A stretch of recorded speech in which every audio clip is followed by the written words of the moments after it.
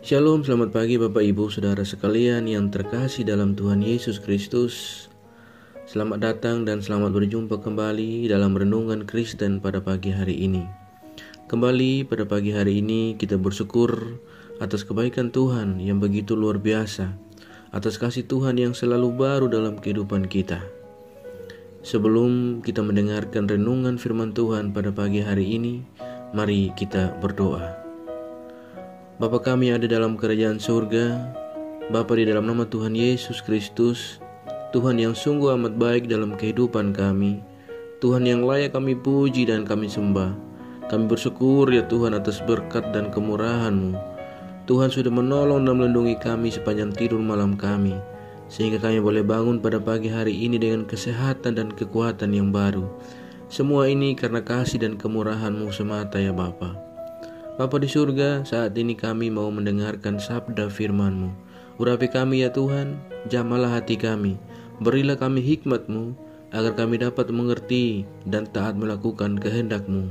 Dalam nama Tuhan Yesus kami berdoa, amin.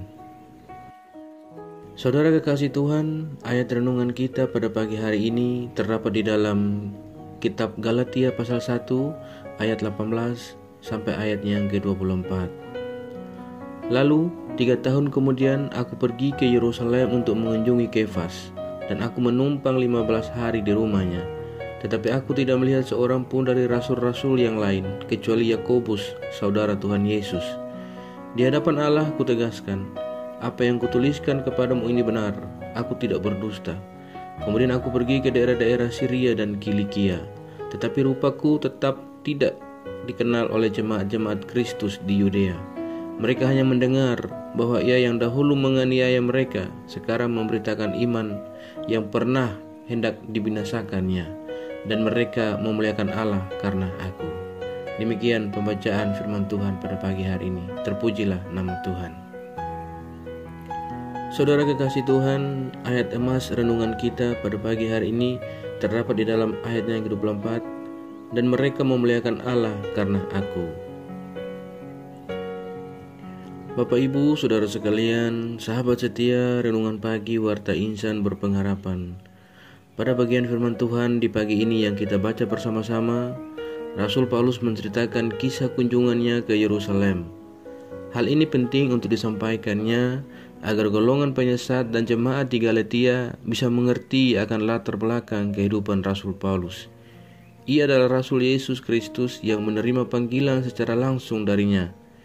Jika ia terpanggil memberitakan Injil, maka itu adalah inisiatif dari Allah sendiri, bukan dari para rasul yang di Yerusalem. Buktinya jelas. Yang pertama adalah Paulus tidak diutus para rasul di Yerusalem.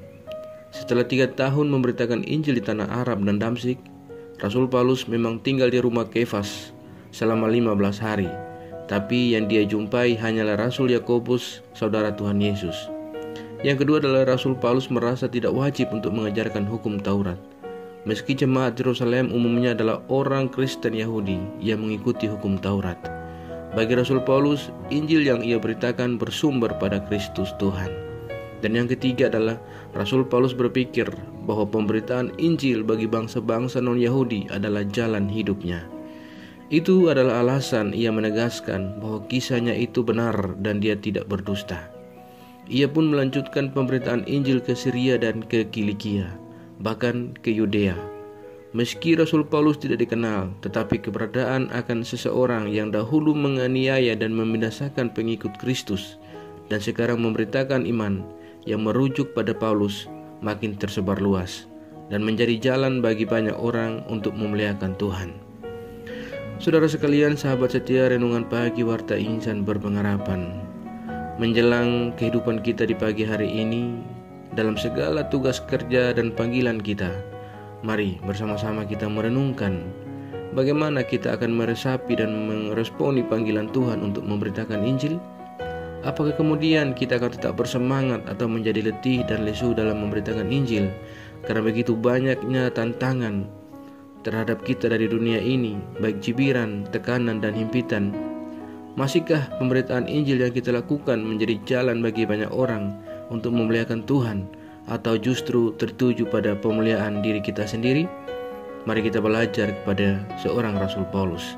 Di tengah segala kehimpitan yang ia alami, ia tetap setia untuk memberitakan Injil. Kiranya teladan Rasul Paulus ini dapat memberi kita semangat dan senantiasa menguatkan kita agar tidak berhenti memberitakan Injil kapanpun, dimanapun, dan kemanapun kita pergi. Tuhan Yesus memberkati kita semua. Amin. Mari kita berdoa. Bapa kami yang ada dalam kerajaan surga, Bapa di dalam nama Tuhan Yesus Kristus, kami mengucap syukur untuk firman-Mu yang sudah kami renungkan bersama-sama pada saat ini. Firman-Mu yang kembali mengingatkan kepada kami semua tentang bagaimana teladan seorang Rasul Paulus yang tetap setia memberitakan Injil kebenaran-Mu, meski ia menghadapi begitu banyak tantangan dan himpitan dunia ini.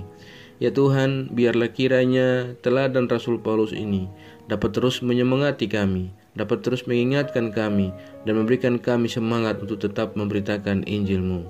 Bapa kami di surga, ajar kami ya Tuhan, agar kami selalu taat dan setia dalam iman kami kepadamu.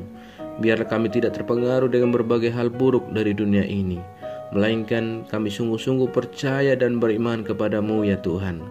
Bapa di surga, kuatkanlah kami selalu. Ya Roh Kudus, tuntunlah kami agar kami selalu ada di jalan kebenaran firman-Mu. Berkatilah kami di sepanjang hari ini dalam segala tugas dan aktivitas kami. Pimpinlah dan bimbinglah kami ya Tuhan, agar semua yang kami kerjakan pada hari ini boleh menyenangkan dan memuliakan hati-Mu ya Bapa. Saat ini kami kembali berdoa untuk setiap kami yang sedang bergumul dengan segala sakit penyakit kami. Kiranya Tuhan menjamah dan menyembuhkan kami. Berikanlah kami jalan keluar ya Tuhan. Kami juga berdoa bagi bangsa dan negara kami Indonesia. Bapa memberkati pemerintahan kami dari pusat hingga daerah-daerah. Bagi setiap daerah kami di negeri ini yang saat ini sedang mengalami bencana, kiranya Tuhan menolong dengan segala kenyamanan, kedamaian, dan sukacita. Jauhkanlah kami semua dari segala mara bahaya. Kami percayakan segala hidup dan pergumulan kami hanya ke dalam tangan kasih dan kuasa-Mu ya Bapa. Kami yakin dan percaya Tuhan akan selalu menggenggam dan memimpin kami masuk ke dalam segala rencana-Mu dalam kehidupan kami. Dalam nama Tuhan Yesus Kristus, kami sudah berdoa dan mengucap syukur kepada Bapa di surga. Ya Tuhan, di dalam pengasihan-Mu kami memohon, dengarkanlah doa kami. Peliharalah kami semua di dalam kasih Tuhan kami Yesus Kristus, yang adalah Tuhan dan Juru Selamat kami, yang telah mengajarkan kami doa agung yang sempurna. Bapa kami di surga, dikuduskanlah nama-Mu, datanglah kerajaan-Mu, jadilah kehendak-Mu di bumi seperti di surga. Berilah kami pada hari ini makanan kami yang secukupnya, dan ampunilah kami akan kesalahan kami, seperti kami juga mengampuni orang bersalah pada kami. Dan jangan membawa kami ke dalam pencobaan, tapi lepaskanlah kami daripada yang jahat, karena Engkau yang punya kerajaan dan kuasa dan kemuliaan sampai selama-lamanya. Amin. Shalom, selamat pagi dan selamat beraktivitas di hari ini bagi Bapak Ibu Saudara sekalian. Tuhan Yesus memberkati. Sampai berjumpa kembali di renungan berikutnya. Shalom.